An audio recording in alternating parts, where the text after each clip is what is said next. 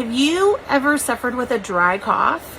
I know I have, and I have been so grateful that there's a homeopathic remedy that is specifically designed to help with respiratory issues, including that dry cough.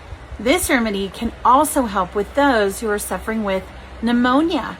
Say hello to my little friend Bryonia. It is a beautiful little white flower that is so powerful in the action that it takes on the respiratory system. So powerful that I keep it in my purse with me wherever we go. Have you ever been in a situation where every movement hurt? Even moving your eyelids? Your eyeballs? If so, next time think of Bryonia. Bryonia, one of its keynotes is worse with movement. It can also be really great for headaches as well.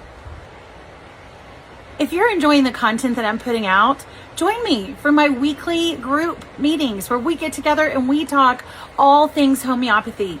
It will dramatically transform your ability to use these medicines for you and your loved ones. So remember, there's no reason to fear. Homeopathy is here. Until next time, bye friends.